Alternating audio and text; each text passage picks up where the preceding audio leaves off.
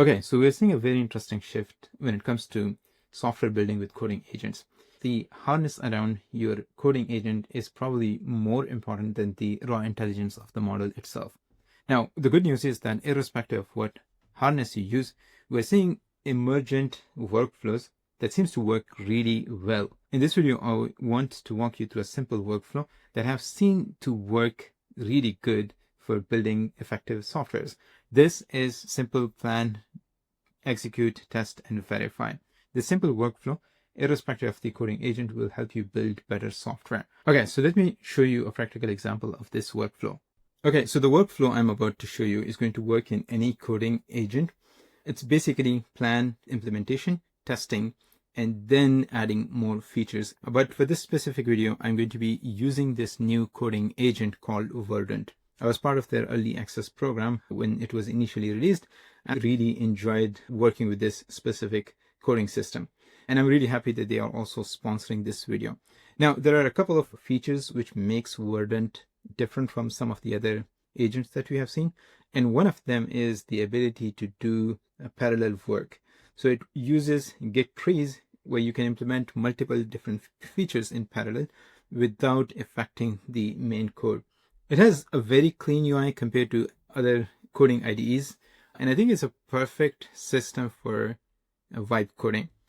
Now, it has two different modes. One is plan mode, the other one is agent mode. Agent mode is for implementation. Plan mode is for initial ideation. This is great for refining your ideas. I usually like to use these coding agents as brainstorming partners. So we're going to start with a simple prompt, and then we're going to build on top of it. Okay, so for the app, we're going to be building text-to-image generator using Nano Banana, and we're going to incrementally add more features. If you're coding with coding agents, one thing you want to do is to use dictation softwares, because right now the input is actually the bottleneck. So for this, I created my own dictation system. If you're interested, link is going to be in the video description. Help me create a text-to-image generator. We're going to use Google Nano Banana model to generate 4 different images. Okay, so I'm happy with the first iteration. We're going to just send this in. Okay, so right now it's using a search tool to look for the documentation. Usually I recommend to include specific links because you don't want the agent to be wasting a lot of tokens when using tools like search or different MCP servers to look up documentation. So in the process, it found the correct API documentation, which is pretty neat. It also has a good understanding of what the return format is going to be. It does ask you some clarifying questions if it has any confusion, which is pretty neat because you want to provide this information up front. Okay, I just want HTML with CSS and JavaScript. We're going to submit this. Right now, we're using Opus 4.5 for planning, and we're going to use the same model for implementation as well. Okay, so it came up with a detailed plan of what exactly it's going to implement. So it's going to use the API endpoint. I specifically asked it to use the REST API. I don't want to use any SDK. Next, I said, assume that it's designed by $1 billion design company. So here's the type of static that it came up with. Later on, I'll show you how to further improve this design with skills. Next is talking about how the image generation and image display is going to look like. You want to go through the plan and make sure that you are aligned with the plan. Now, with the plan, it also put what the definition of done is going to look like. I'm happy with it, and we're going to let Opus 4.5 cook. So when you click on build, it automatically switched from plan mode to agent mode, because now it's going to the implementation. Right now, it's running this one task, but you can create another task which is going to run in parallel. I'll show you an example later in the video. This is powered by new workspaces. If you create a new workspace, it will create an isolated folder from the branch using Git worktrace. This will enable you to run parallel agents, which is going to make sure that they don't interfere with your existing implementation. You also get a view of the implementation itself. I think it's a more autonomous coding system. So even if you're coding, you don't want to look at the code that is being implemented, I think it's still a really good system for that. And you can directly generate code reviews here. You can also open a specific file in code editor if you want to look at what exactly is being implemented. Okay, so here's what it implemented, and it looks like AI slop. But we're going to fix that, and I'll show you a very easy way of doing it. Okay, so I got my API key from AI Studio. Now let's see if this is going to work. create an image of a llama wearing sunglasses standing in front of a snowy mountain.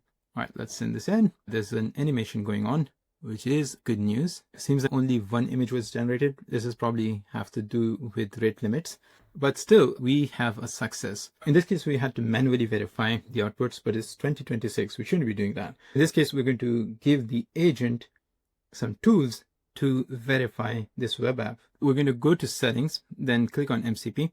One of the MCP servers that I highly recommend for any web development is Chrome Dev Tool. You can also add something like Playwright for browser automation, but we're going to just enable this. Use your Chrome Dev Tool to verify whether it's working properly or not and fix any issues that you encounter. Okay, we're going to send this in. Right now, it's being completely controlled by the agent. Okay, so it just wrote a prompt.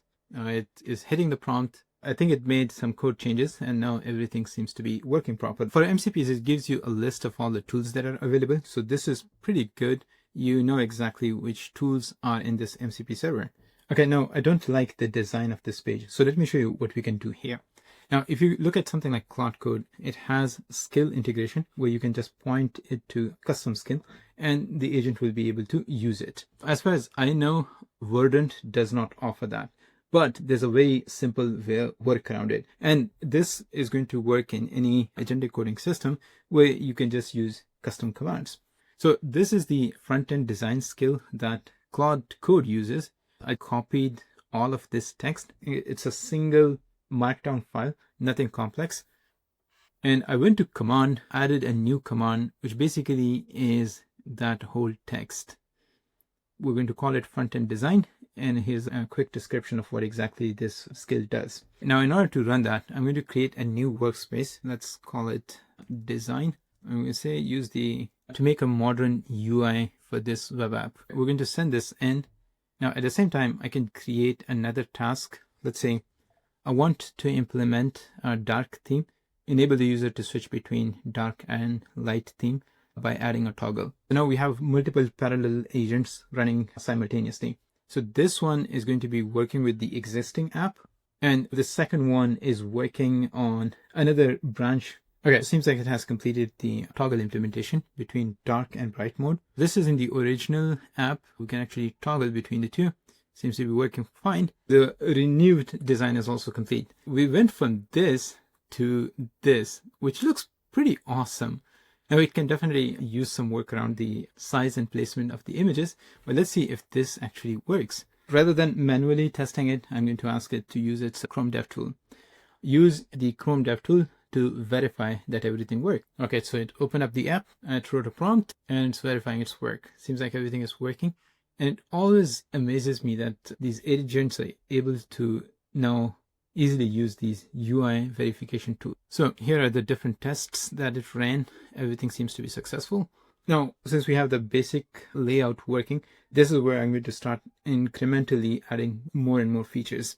Okay, so with Verdent, I have noticed something that it starts compacting the conversation pretty quickly because I think it's not using the full 200,000 tokens of the context window. Now, that means you want to incrementally build different features.